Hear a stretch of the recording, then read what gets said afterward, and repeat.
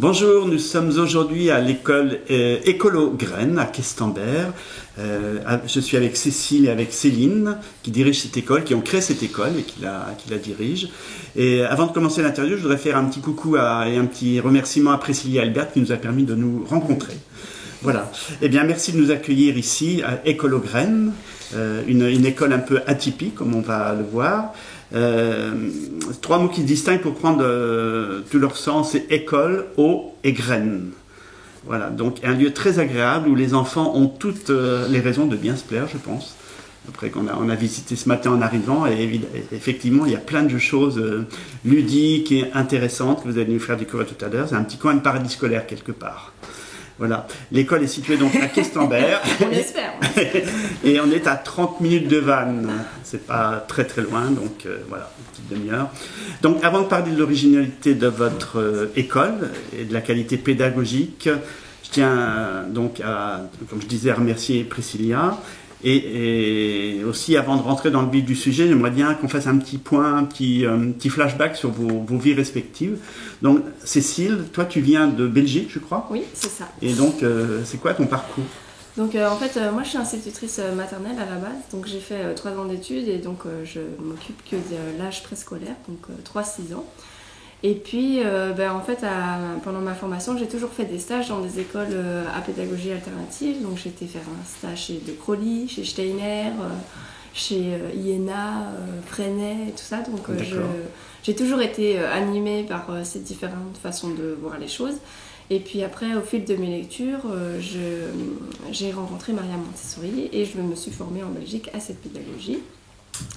Et puis après, avec mon chéri, on avait on vit là dans sa maison de vacances quand il était enfant. Et j'avais envie de retourner dans la nature et manger mes propres légumes. Et puis comme je venais d'avoir un enfant, c'était le moment ou jamais de sauter le pas. Donc je suis arrivée en Bretagne et j'avais toujours ce souhait d'ouvrir une école. Mais bon, une petite bruxelloise en plein milieu de la campagne, je ne connais pas forcément toutes les structures de la petite enfance et donc je ne me sentais pas suffisamment à l'aise. Donc au fil des rencontres, j'ai appris qu'il y avait une jeune femme à Molac qui voulait monter son école et puis de bouche à oreille, j'ai fini par rencontrer Céline. Voilà. D'accord. Donc ton parcours c'est scolaire essentiellement. Oui, j'ai fait mes études d'instit et puis j'ai travaillé un peu en zone prioritaire à Bruxelles et puis ici j'ai travaillé dans l'école Montessori à l'Armor-Baden. Voilà. Donc tu es arrivé ici il y a combien d'années à peu près? Il y a 5 ans et demi. 5 ans et demi. Oui. D'accord, donc à 5 ans et demi tu rencontrais Céline. Au bout à peu près. On a commencé à se fréquenter et à travailler ensemble en 2016. D'accord, voilà. Ok, donc c'est il y a 5 ans. Donc, et toi, Céline, ton parcours? Moi, très franchement, à l'école, j'étais un vilain petit canard. J'ai redoublé mon CP et franchement, apprendre à lire, ça me barbait, ça m'intéressait pas du tout. Je préférais rester à la ferme avec mon papa, s'occuper des bêtes. Tu es d'origine bretonne? Oui, oui, tout à fait. De Vannes, enfin de la région de Vannes? C'est ça. Ok.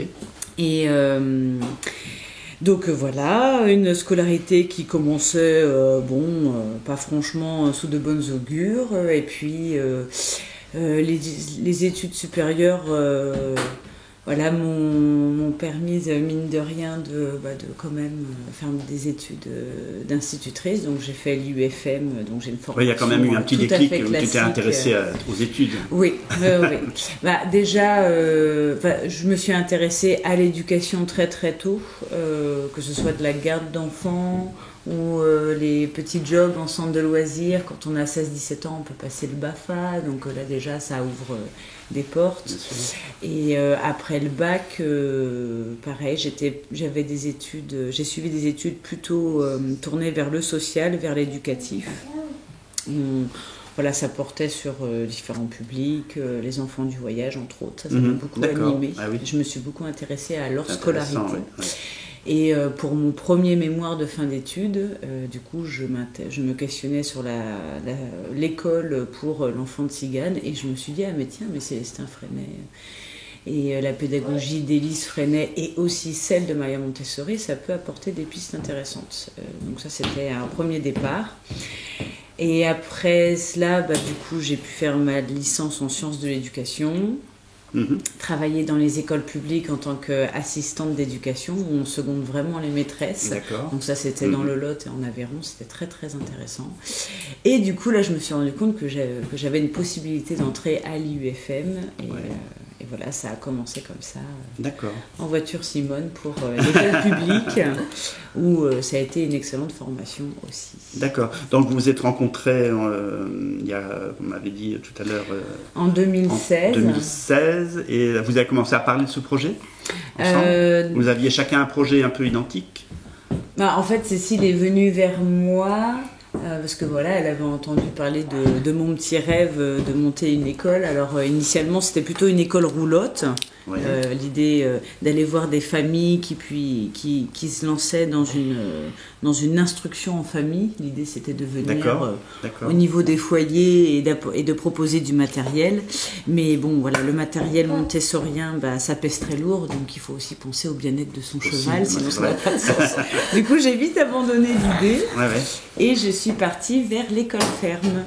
D'accord, ok. Voilà. D'accord. Et puis après, donc vous avez discuté de ce projet, et puis comment c'est né concrètement ? Concrètement, toujours un vilain petit canard à 20 ans, 25 ans, à rester fonctionnaire, il y avait pas mal de choses qui pouvaient un petit peu me questionner. Après, fondamentalement, je suis pour le service public de l'éducation, mais j'aspire quand même à une certaine liberté pédagogique. Et il y avait des points qui me questionnaient, comme l'éducation à l'environnement, l'éducation à l'écologie. Même s'il y a des circulaires qui existent depuis 2014, je trouvais qu'il n'y avait pas d'illustration très franche, très concrète, pour que l'écologie soit favorisée au niveau de l'éducation des enfants et des enfants à l'école. Puis un jour, il y a eu ce déclic, c'est un livre intitulé « L'enseignement face à l'urgence écologique » où là, je me suis dit, mais oui, il faut être vraiment dans l'incarnation en tant qu'enseignant. Être un exemple pour que les enfants aient aussi les mêmes repères, les mêmes réflexions, proposer certaines valeurs. Après, chaque enfant est... Bien sûr, oui, tout à fait. Et du coup, c'était parti pour l'écolograine. D'accord. Et donc, vous avez trouvé, parce qu'ici où on est, il y avait une école déjà, je crois. Oui. C'est ça, hein, donc, et vous avez repris le lieu, enfin le bâtiment, je ne sais pas si oui, c'est ça. C'était ce bâtiment-là. Mais en fait, pour ouvrir une école, du coup, il faut un bâtiment. Et nous, on voulait un rez-de-chaussée. Enfin, un rez-de-chaussée, c'est ce qu'il y a de plus facile parce que dès qu'on met des enfants à l'étage, il faut changer de normes de sécurité. Ah oui, c'est plus compliqué. C'est ERP type 4. Bien sûr, il y a un niveau supérieur. Donc on voulait se faciliter la tâche, donc on a essayé de trouver différents lieux. Donc on a pas mal bougé depuis que j'ai rencontré Céline. À la base, on devait se mettre à côté de la ferme du gars avec les vaches nous rendent cher. Et puis finalement, ça s'est pas fait. Et puis après, on avait vu une autre maison où c'était plein pied, et c'était superbe avec un super cadre de verdure tout autour, avec un petit ruisseau. Et finalement, ça n'a pas fait non plus. Et puis malheureusement, et puis après, on a été au Moulin Lancet. Et le Moulin Lancet, grâce au Moulin Lancet à Bernard et Muriel, on a pu commencer des ateliers Montessori. Les mercredis, et là ça a vraiment, je pense, permis à ce qu'on puisse atterrir ici, parce que malheureusement l'école d'Iwan a fermé ses portes, donc du coup nous on a pu reprendre ses locaux, et c'est plus facile parce que c'est une école déjà bien ancrée, donc au niveau normes et tout ça, c'était... Il y avait juste les clés à prendre. Et puis, elle avait fermé parce qu'il n'y avait pas assez d'élèves ou pour d'autres raisons? Je pense que la crise du coronavirus... Ah oui, il y a eu ça aussi, c'est ça qui a fait beaucoup, exactement, beaucoup de mal. D'accord. Il faut une autorisation, un agrément pour monter ce genre d'école de la part de l'Éducation nationale? On fait ça comme ça. Non. C'est un peu le parcours du combattant, c'est comme l'installation en agriculture. Il y a autrefois, n'importe qui pouvait créer une école hors contrat, mais heureusement, je dis bien heureusement, parce que dans les écoles hors contrat, il peut y avoir aussi des personnes pas forcément bienveillantes.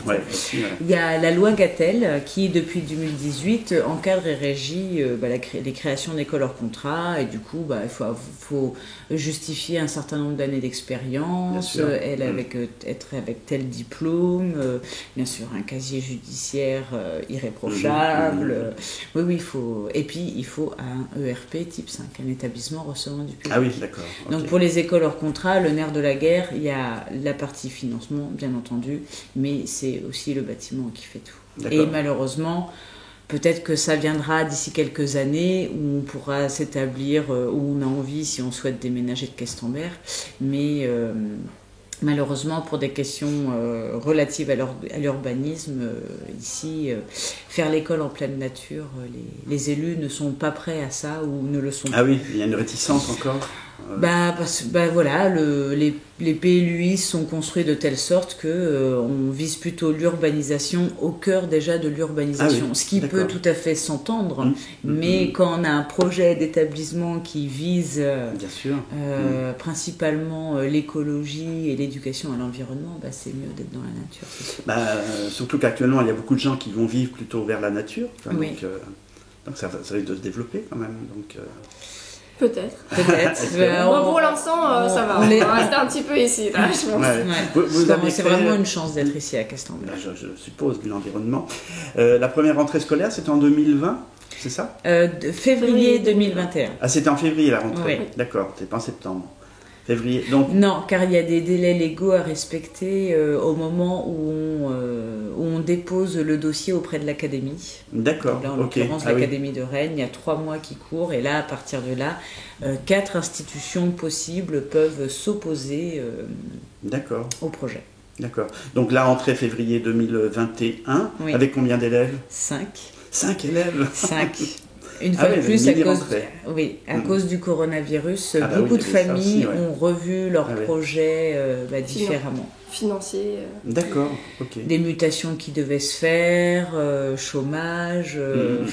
Mais voilà, on s'est dit, on a ça, on y va quand même, et puis on va voir. D'accord. Donc février 21, 5 élèves, 6 élèves, 5. 2021. 2021, oui. Voilà. Et là, aujourd'hui, combien d'élèves ? On a fini en juillet 2021, on était à 12, et là, on a ouvert à 22. Ah oui, vous êtes passé de 6 à 22 ? Enfin, 6, 12, 22 C'est impressionnant. Et ça n'arrête pas. Ah oui, il y a trop de demandes, en fait. Oui, il y a trop de demandes. Et on n'est que 2, donc... Bah oui, il y a ça aussi, bien sûr. Oui. Alors, comment ça va se passer s'il y avait trop de demandes ? Vous allez être obligé de... Alors, de toute façon, à 2, on ne peut pas accepter tout le monde. Bah non, bien sûr, oui. Parce qu'il faut veiller à la qualité pédagogique. Si on a 36 élèves et qu'on est tout seul dans une classe, ça risque d'être compliqué. Parce que toi, Cécile, tu t'occupes des enfants de 3 à 6 ans, je crois. Et tu en as combien ? Moi, j'en ai 12. 12. Et toi, Céline ? Moi, j'en ai 9. 12 et 9. Ça va jusqu'à quel âge alors Jusqu'à 12 ans, on peut accueillir selon les besoins de l'enfant et puis aussi les besoins des familles. D'accord, ok. Toutes les deux, vous avez été formées à la méthode Montessori, je pense. Et vous utilisez également la méthode Freinet. C'est quoi la différence entre les deux méthodes ? La différence, alors... elles sont complémentaires, quelque part ? Elles sont complémentaires. Moi, quand je suis sortie de la formation 6-12 Montessori, je me suis dit, mais en fait, Célestin Freinet et Maria Montessori, ils visaient les mêmes choses. Et c'est vrai que si on doit trouver de la corrélation, c'est déjà œuvrer pour un monde en paix, parce que ce sont quand même 2 pédagogues qui ont connu les guerres mondiales. Donc ça n'a pas été... ce n'était pas rien, c'était pas facile, tout à fait.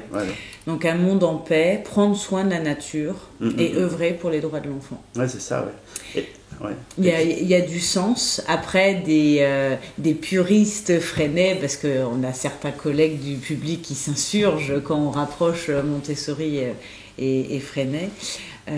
Certains diraient que dans la pédagogie Montessori, oui, l'enfant est acteur, mais il n'est pas auteur. Ah oui. Donc c'est très subtil, mais c'est vrai, ce sont des questions philosophiques qui méritent que l'on y prenne du recul. Bien sûr, mais tout à fait. Voilà, nous, on a fait le choix de travailler avec ces 2 pédagogies et d'être ouverte aussi sur le reste. C'est pour ça que l'écolo-graine, c'est une pédagogie au pluriel. Donc c'est vraiment complémentaire, quelque part. Et puis après, par exemple, en 6-12, s'il y a des enfants qui ne se retrouvent pas avec tel le matériel montessorien, il peut très bien voir la méthode des albums ou Ah oui, voir d'autres bien sûr, outils oui. Ah oui. qui viennent pas forcément d'Élise et Célestin ni de Maria Montessori. Oui, tout à fait. Oui. On se ferme pas à juste ces trois pédagogues. Il existe plein d'outils formidables Bien sûr.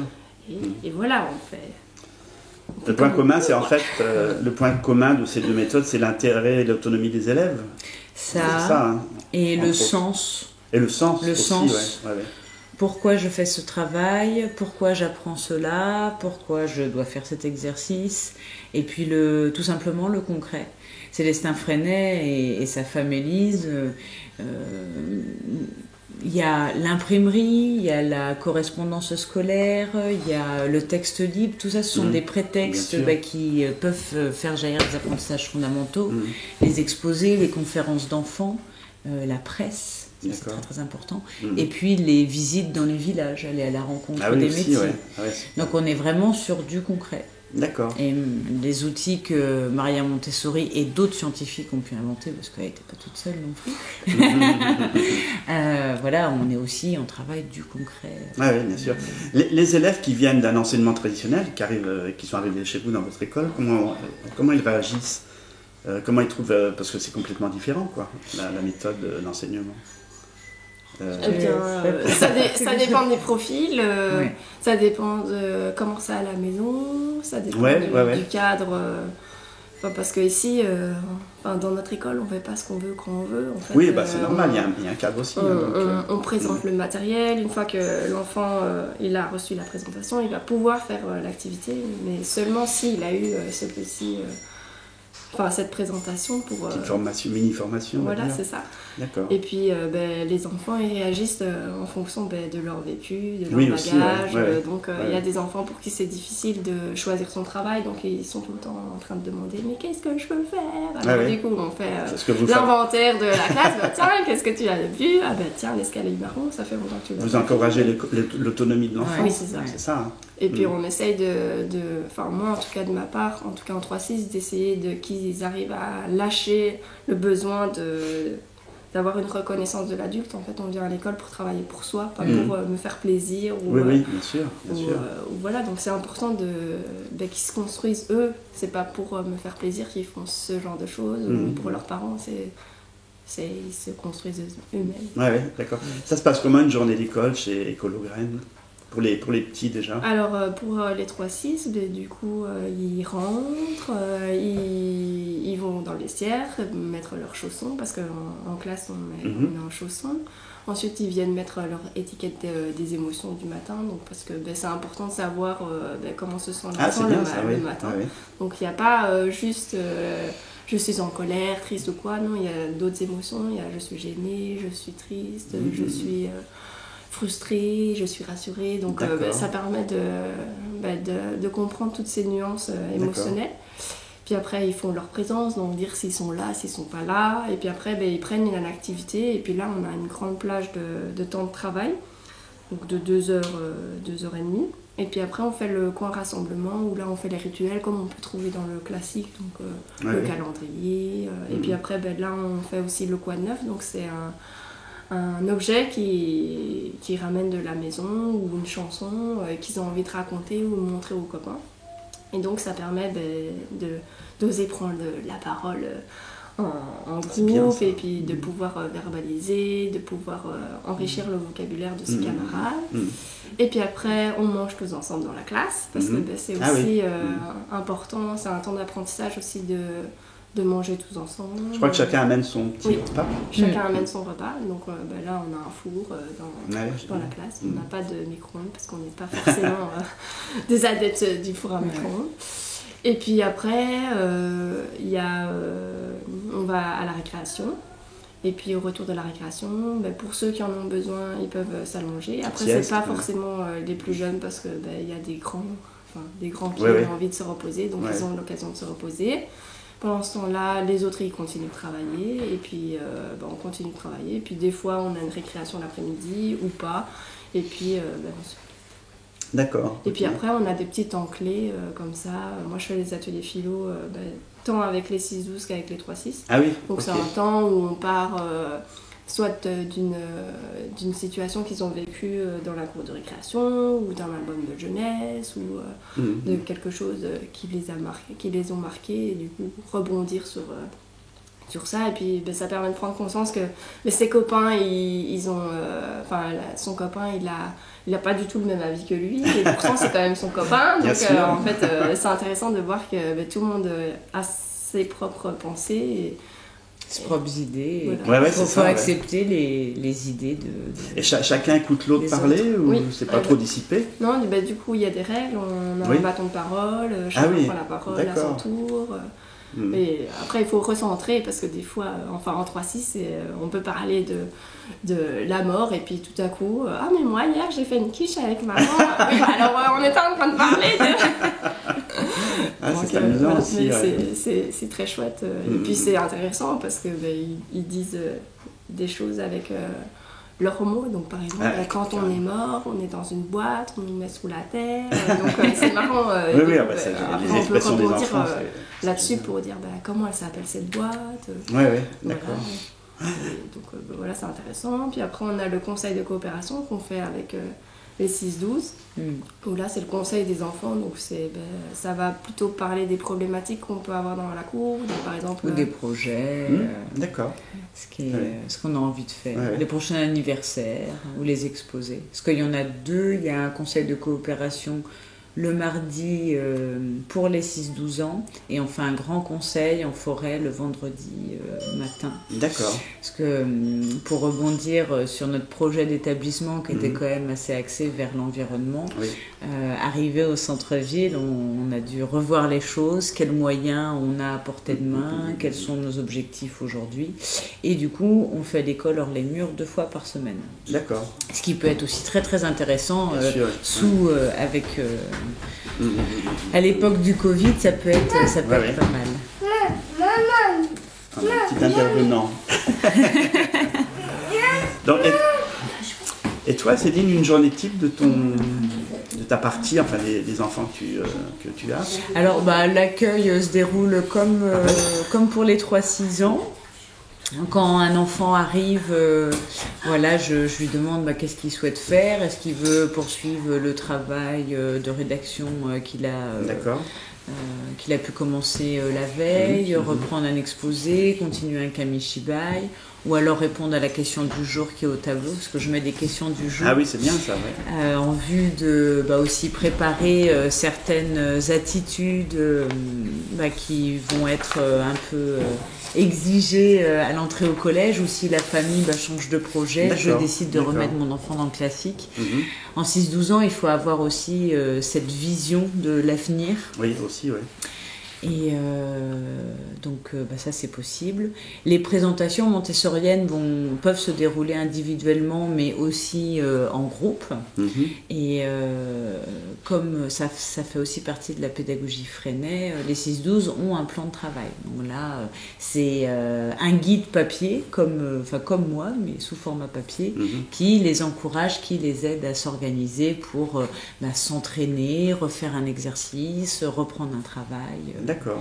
Parce que pour rebondir sur ce que tu disais tout à l'heure, les enfants qui arrivent du classique, comment ça se passe?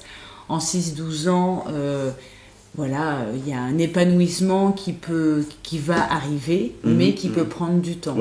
Parce que pour un enfant qui n'a jamais été habitué à avoir le choix du travail, l'autonomie quelque part.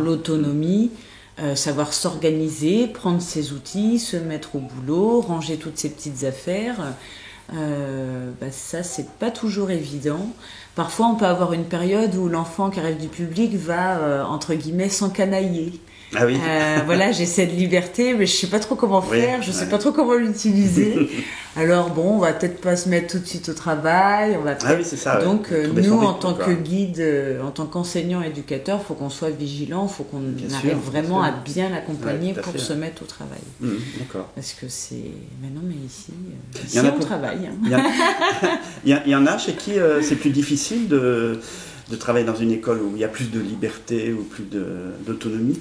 Au début, oui, ça peut être un peu dur parce que il y en a qui ont plus besoin d'un cadre ça change. Il y a un cadre, mais l'enfant va avoir besoin de temps pour développer cette discipline intérieure. D'accord. Là, on a des grands qui étaient déjà présents l'année passée et très franchement, c'est comme des fleurs qui sont, totalement qui s'épanouissent.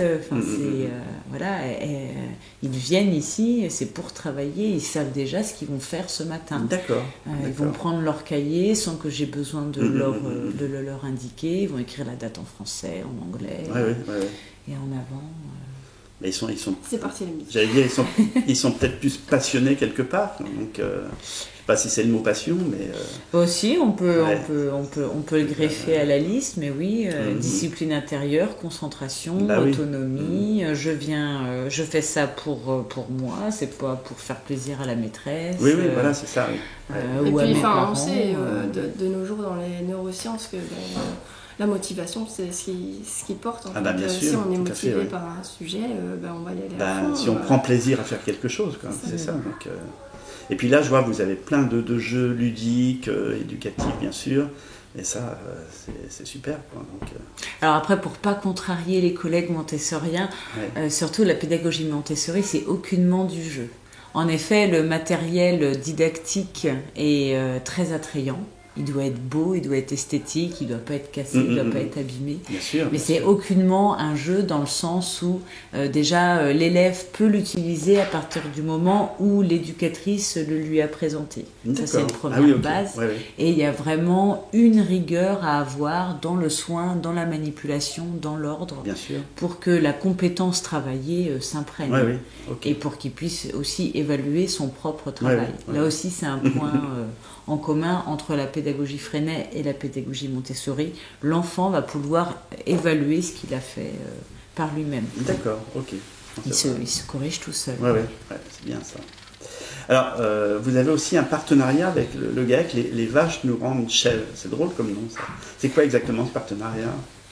Alors, en fait, dans l'idée des sorties montessoriennes, où si par exemple un enfant, pour compléter un travail, une recherche, veut, je sais pas moi, savoir comment on sème un mélange céréalier, et bien peut-être que en contactant les agriculteurs en question, il va pouvoir se rendre à la ferme, donc s'organiser pour aller à la ferme, quels moyens de transport j'utilise, ou dans quelle direction dois-je aller, et qu'est-ce que je vais y faire, préparer mes questions.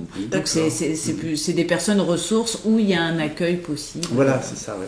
Vous avez d'autres partenariats de ce type pas encore, non ? Pas dans l'immédiat, mais je pense que si jamais on a envie de rendre visite à Muriel et Bernard qui gèrent le moulin de Lancey aujourd'hui, peut-être que ça serait possible. Après, on a d'autres, je ne sais pas si on peut appeler ça du partenariat, mais en fait la correspondance scolaire. Donc moi, je corresponds avec l'école Montessori du Petit Abri en Belgique. C'est une copine à moi qui s'appelle aussi Cécile. Décidément. Et du coup, là, ça permet aussi de faire le lien. Et du coup, là, on s'échange des courriers. Il y a combien d'enfants dans votre école ? D'accord, c'est bien ça. Et puis pareil pour la... Les 6-12, nous, là, on fait partie d'une liste Freinet où les élèves échangent... par mail, et c'est assez instantané, donc c'est très très intéressant. Et en plus de ça, on a une correspondance un peu plus approfondie avec une école un peu comme la nôtre, mais dans un cadre tout à fait différent. C'est dans les quartiers nord de Marseille. C'est des espaces éducatifs bric-à-brac où c'est un établissement scolaire où la pédagogie est au pluriel et le public est aussi très, très riche au niveau de l'aspect culturel, donc c'est vraiment très intéressant. Des petits Bretons avec des copains marseillais, d'origine italienne, d'origine maghrébine. C'est bien, c'est la diversité. Donc c'est très très riche. Puis urbain, nous, Marseille c'est plus d'1 million d'habitants, il me semble. Nous on est à 7000 et quelques. C'est pas du tout la même échelle. C'est pas la même. Non, mais c'est intéressant justement de ces mélanges-là. Et j'espère qu'on pourra un jour aller les voir. Voilà. C'est une sacrée excursion. Alors c'est une école où on sent où les enfants se sentent bien, je pense. Vous cultivez aussi l'enthousiasme des enfants, quelque part, l'envie d'apprendre différemment, d'être heureux d'apprendre. Oui. Ouais. Vous le sentez ça chez les petits ou les plus grands même? C'est rare les enfants qui n'ont pas envie de nous retrouver le matin. Ah voilà, donc c'est ça, plutôt ils ont envie de chouette. venir à l'école. Et puis le soir, quand c'est le moment de retrouver papa et maman, c'est chouette, mais on est bien aussi avec papa. Ouais. Mais après ça dépend, ça dépend des jours, il y a des enfants qui sont... c'est comme nous, il y a des jours où on se sent pas très bien, donc du coup on n'a pas forcément... Bien sûr, oui, tout à fait. Ouais. Donc il y a des matins où c'est difficile pour certains. Oui, ils mettent leur petite base, là, comme vous le disiez au début de l'interview, savoir s'ils sont... Alors c'est pas un match, c'est juste ils mettent leur étiquette. Ah oui, étiquette, pardon. Voilà. À côté de l'émotion qui est là-bas. Donc vous savez s'ils sont bien ou pas. Voilà. C'est intéressant ça.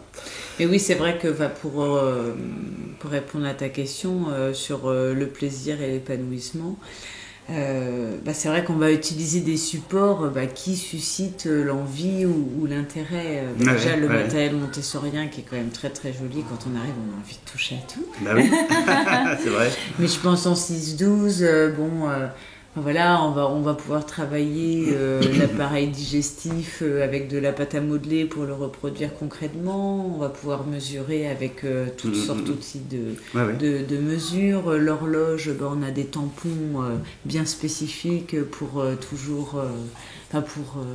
dessiner des aiguilles de l'heure. Quand ça nous c'est toujours un peu créatif quelque part. Quoi, donc, Oui, c'est vrai. Et puis... ce qui est intéressant, c'est qu'en partant de ces différents outils, il y en a de toutes sortes. On va pas pouvoir tous vous les lister, mais on va utiliser ces outils pour petit à petit, comme un effet d'entonnoir, arriver à l'écrit, parce qu'à un moment donné, l'écrit va revenir travailler sur table, travailler sur un fichier, sur une fiche, et puis l'organisation est telle que ça va pas être entre guillemets une corvée, où ça va pas être ressenti comme ça. Je pense par exemple à une élève où là dans la classe des 6-12 il y a un grand présentoir avec tout plein de feuilles, et ça fait partie aussi du plan de travail. Où je sais pas trop quoi faire, je lui soumets une feuille de calcul mental où c'est chronométré, donc il y a un petit peu, on va essayer de se surpasser. Quand je la vois, elle me fait on a des réactions comme ça. Là, on se dit c'est gagné, quoi. Aujourd'hui, il y a beaucoup d'enfants qui sont hyperactifs, qui zappent d'un truc à l'autre. Comment vous en avez, vous, je pense, des enfants un peu comme ça, et vous arrivez à les canaliser? Alors, en effet, on peut avoir, on a un certain nombre d'enfants qui ont des besoins très très spécifiques, et c'est aussi pour ça que des familles se tournent vers nous, parce que il y a les solutions, même s'il y a plein de pistes intéressantes dans le classique, parfois c'est un peu tari. On est arrivé au bout de quelque chose, et du coup les parents peuvent venir tester des choses chez nous. Et c'est vrai que comme ici les enfants peuvent se déplacer, se lever, aller faire pipi quand ils en ressentent le besoin, prendre une petite pause, aller manger une pomme, revenir, reprendre le travail, ranger ses outils, tout ça, c'est vécu différemment. Bien sûr. Et du coup, l'enfant qu'on a catalogué d'hyperactif, écoutez, ici ça va. Donc ça peut être un peu déroutant pour les familles. On est une offre éducative complémentaire, on est une offre éducative qui va proposer autre chose. Et parce qu'en effet, les enfants ont changé, les enfants ce ne sont plus les mêmes que comme nous. Là, on a un exemple atypique. Justement, c'était ma question d'après. Est-ce que les enfants d'aujourd'hui sont plus éveillés que ne l'étaient leurs parents ou grands-parents? Parce qu'ils sont souvent devant la télé, parfois devant Internet pour les plus grands. Est-ce que ça leur a offert une ouverture d'esprit plus importante ou pas? Pas forcément. Non. enfin, en tout cas, les écrans, on sait de nos jours que c'est mieux pas d'écran avant 3 Oui. ans. On a une superbe affiche là-bas. Oui, oui. C'est bien de croire. Et la règle des 3, 6, 8, 12. Ouais, ouais. Attention aux écrans. Donc ici, on n'est pas hyper touché par ce genre de choses, puisque les parents qui viennent vers nous, c'est plutôt des parents qui sont sensibles à ces questions-là. Ouais, ouais. Après, en 3, 6, en 6, 12, si on peut avoir des citoyens lambda où les écrans font partie grandement du quotidien à la maison. Ouais, ouais. Mais c'est intéressant parce que du coup, on offre en effet autre chose, d'autres idées. Là, je vais peut-être dire une bêtise, mais hier, par exemple, veille de vacances, avec les 6-12, on aime bien se faire plaisir et du coup, on se fait une petite projection. Donc, on fait attention aux droits d'auteur, au ressenti. On va pas montrer n'importe quoi, mais par exemple, hier, on a commencé la projection de La Belle Verte de Colin Serrault et les enfants, mais ils ont adoré. Ils étaient époustouflés par les idées qui sont communiquées à travers ce film. C'est génial, ça, bien sûr. Et voilà, ça leur change de Netflix ou que sais-je. Ouais. Et puis on parle aussi de la sécurité. Quand ils disent dans le film, quoi, ils ont encore des automobiles. Et du coup, les enfants, ils ont rigolé. Ah oui. Mais c'est vrai que les concerts de silence. Les quoi, pardon? Les concerts de silence. Ah oui, les concerts de silence, vous faites aussi? Non, mais du coup, ça a été entendu dans le film. Et... D'accord. Les enfants font de la musique ici ou... Oui. Aussi? D'accord. Donc, on a un énorme album en pédagogie Montessori, l'éducation musicale est quelque chose de très saillante. D'accord. Et en 3-6, on a un outil qu'on va appeler les clochettes. Et en 6-12, on a un autre outil qu'on va appeler les bartonales. C'est l'équivalent d'un piano et on travaille la gamme de Do majeur. D'accord. On va travailler aussi le rythme, la pulsation, la vitesse et aussi le plaisir de chanter. D'accord. Donc tout ce qui est artistique a son importance. Tu vois, il y a beaucoup de dessins sur les murs. Il y a sans doute de la pâte à modeler, enfin vous en parliez tout à l'heure aussi. Donc toute cette créativité qui est vraiment mise en avant. Et vous avez des parrains et marraines qui soutiennent l'école? Oui, on a beaucoup d'enseignants, que ce soit des enseignants du privé, du public, en France, en Belgique. Donc oui, on raconte leur parcours. D'accord. Et c'est quoi le rôle de ces parrains marraines? C'est d'arriver d'être là quand on a des questions. Par exemple, on peut avoir des problématiques sur un enfant qui a des comportements inadaptés ou violents. Du coup, comment faire pour que ça se passe mieux? À qui est-ce qu'on peut faire appel? Qu'est-ce qu'on peut mettre en place dans notre classe? C'est comme si on n'est pas toute seule dans la classe. Il y a aussi tous nos parrains marraines qui sont là derrière nous. Si on a un souci ou même pour dire que ça va, que c'est super chouette. Venir faire la fête. Ah oui, d'accord. On devait faire la fête, mais après, voilà, le coronavirus a encore malmené ça. Mais normalement, l'année prochaine, on a l'inauguration qui est prévue. Mais pour rebondir sur ce que vous disiez, le rôle des parrains et marraines aussi, c'est aussi de montrer que l'école aux graines, c'est certes une école laïque hors contrat, mais c'est aussi montrer que on croit dans ce qui est fait dans le public, dans le privé catholique. On est très très ouverte sur tout. Oui, du coup, on a vraiment une équipe pédagogique pluridisciplinaire. Des camarades instituteurs Freinet, des camarades éducateurs AMI, Association Montessori Internationale. On travaille tous, comme dirait Cécile, pour les enfants. Il n'y a pas de guéguerre public, privé, hors contrat. D'accord, ok. Vous avez des fois des intervenants, je pense à des artistes par exemple qui viennent faire une petite chanson ou réciter un conte. On a eu une violoniste qui est venue faire un stage à l'école, donc elle a animé plein de temps forts avec les enfants. Avec son violon, avec la guitare. Parce que moi je joue un peu de guitare, mais je suis pas, je suis pas musicienne. Voilà, on a une maman qui est venue faire un atelier ukulélé sur le consentement. On a plein de projets. On ne se ferme pas du tout la porte à cela. Donc oui, et puis après il y a la musique, mais il y a aussi l'art plastique. Oui, il y a tout ça aussi, le dessin, la peinture. Enfin, l'art est partout. Oui, exactement. Ouais. Alors, on parlait tout à l'heure il y avait de plus en plus de demandes pour les élèves. Est-ce qu'il y a un projet de création de classe? Oui, on va créer un autre bâtiment. Et du coup, on va pouvoir accueillir en tout 36 enfants avec une troisième personne qui sera avec nous. D'accord. Voilà, donc là, on ne sait pas encore si on fait 2 classes 6-12 ou 2 classes 3-6 ou voilà. Et puis, on pourra accueillir un peu plus de monde. Donc oui, il y a de la demande. Et là, on est déjà en train de passer des entretiens d'embauche pour trouver cette troisième perle rare pour être avec nous. D'accord. Et ça va jusqu'à 12 ans, c'est ça, oui, les élèves hein? D'accord. Après, on invite les enfants à repartir dans le système classique à partir de 11 ans pour déjà rentrer dans cette autre dynamique parce que la posture de l'adulte diffère. Là, on est plutôt sur le même pied d'égalité. On parle à l'enfant bien sûr. Comme entre nous, si je puis dire. Et puis, on a quelques...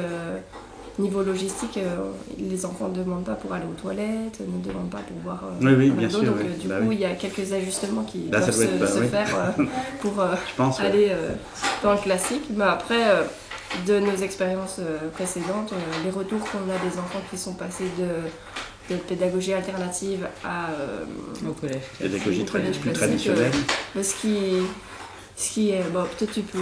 Ce qui est difficile pour eux, c'est de rester assis. Oui, voilà, c'est ça. Et demander l'autorisation d'aller aux toilettes. Mais quand on ouais. Reçoit, parce qu'on reçoit, pour l'année de la 6e, on reçoit les bulletins trimestriels. Et franchement, il y a quand même des rapports assez élogieux. Ah oui. Aussi bien au niveau du savoir-être que dans les apprentissages. Vous leur avez donné le goût d'apprendre quelque part aussi, donc il y a ça. Non, mais c'est vrai. On pourra avoir davantage de recul d'ici quelques années.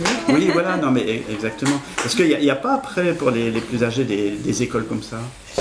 Alors...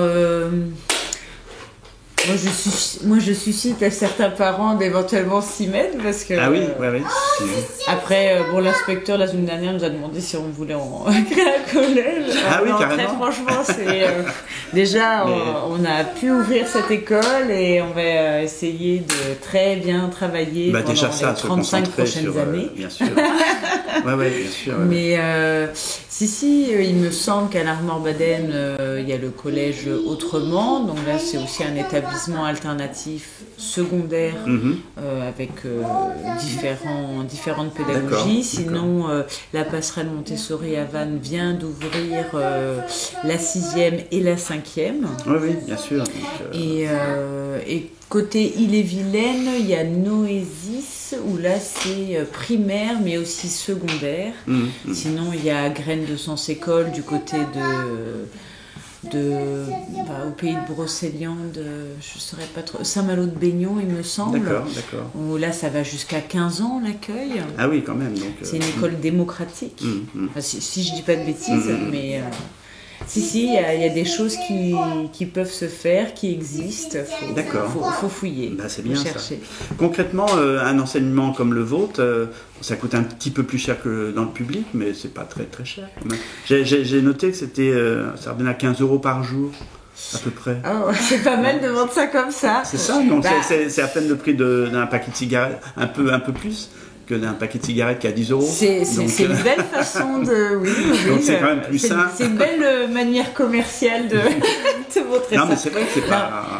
Il est vrai qu'aujourd'hui, on est la moins chère du Morbihan, peut-être même de Bretagne. Mais si quand même... Moi, ça me pose question, parce qu'on est quand même dans les terres. On est enchanté d'accueillir des familles questembertoises qui font des choix, mais ça peut être quand même un petit peu difficile, 265 € par mois.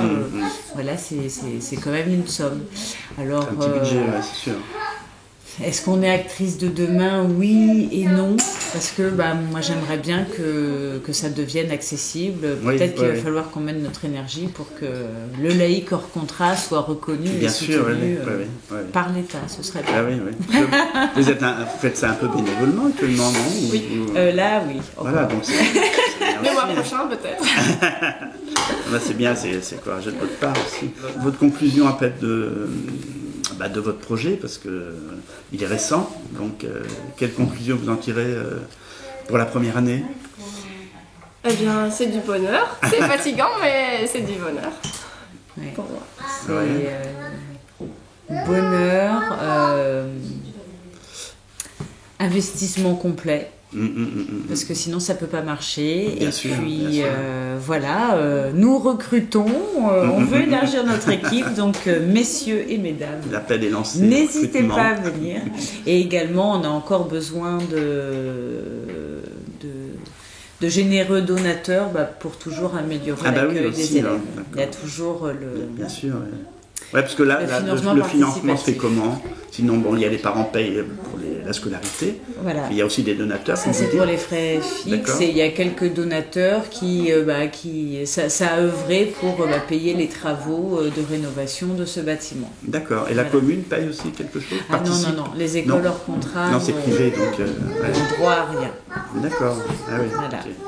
Donc les donateurs. Voilà. Donc si vous avez trop de sous, n'hésitez pas. Et les parents. Pour terminer cet entretien, je vous demanderai à chacune un mot et un verbe qui vous interpelle actuellement, notamment. Cécile. Un mot et un verbe. Ouais, qui peuvent être liés ou pas liés. Donc, un nom, un verbe. Lié à votre métier ou pas.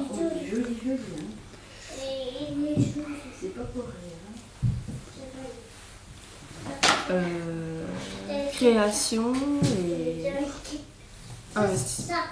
Pardon, création et? Ah oui, il y a un verbe. Et un verbe.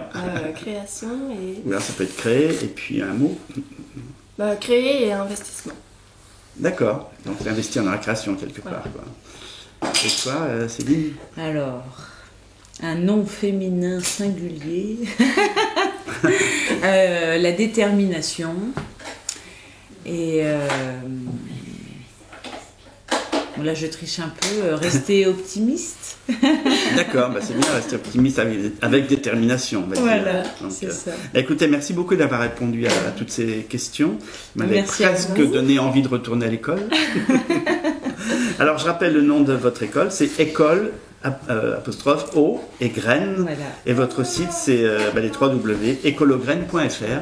Merci beaucoup et puis bonne vie, longue vie surtout à votre école Écolo Graines. Merci Cécile et merci Céline. Merci à vous. Merci. Belle fête de fin d'année. Merci, bonne fête de fin d'année aussi. À très bientôt. Au revoir. Au revoir. Au revoir caméra.